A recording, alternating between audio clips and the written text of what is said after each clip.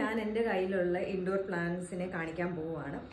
ആദ്യമായിട്ട് ഇതേ ഡ്രസീന, ഇല്ലെങ്കിൽ അഥവാ ഇതിന് കോൺ പ്ലാന്റ് എന്ന് പറയും. കണ്ടില്ലേ, എന്നെക്കാളും ഹൈറ്റ് ഉണ്ട് ഇതിനൊരു മീഡിയം ഇൻഡയറക്റ്റ് ബ്രൈറ്റ് ലൈറ്റിന്റെ ആവശ്യമുണ്ട്. അതിനാണ് ഞാൻ ഈ വിൻഡോ സൈഡിൽ വെച്ചേക്കുന്നത്. ഇനി അടുത്തതാണ് എൻ്റെ ഫേവറേറ്റ് ബേർഡ്സ് ഓഫ് പാരഡൈസ്. ഇത് കൊണ്ടുവന്നപ്പോൾ ആകെപ്പാട് 3-4 ഇല ഉള്ളായിരുന്നു. ഇപ്പൊ കണ്ടില്ലേ, പടന്ന് കംപ്ലീറ്റ് ഈ വ്യക്തി അങ്ങ് കവറായത്. ഇതിന് മീഡിയം ടു ഇൻഡയറക്റ്റ് ലൈറ്റിന്റെ ആവശ്യമുണ്ട്. എന്നാൽ മാത്രമേ ഇത് ഇതുപോലെ ഗ്രോ ആവത്തുള്ളൂ. അപ്പൊ ലൈറ്റ് ഈ സൈഡിലാണ്, അപ്പം വൈകിട്ടത്തെ കംപ്ലീറ്റ് വെയിൽ ഇവിടെയാണ് അടിക്കുന്നത്. അടുത്തയാണ് നമ്മുടെ മോസ്റ്റ് ഡ്രമാറ്റിക് പീസ് ലില്ലി. നമുക്ക് എല്ലാവർക്കും അറിയാവുന്നതാണ്.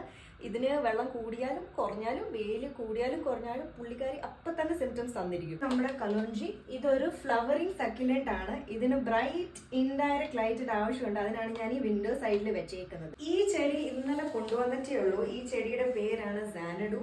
ഇതിനിപ്പോ എത്ര ലൈറ്റ് വേണം, 2 ആഴ്ച കഴിഞ്ഞാലേ മനസ്സിലാവത്തുള്ളൂ. അപ്പം ഇതൊക്കെയാണ് എൻ്റെ വീട്ടിലുള്ള ഇൻഡോർ പ്ലാന്റ്സ്.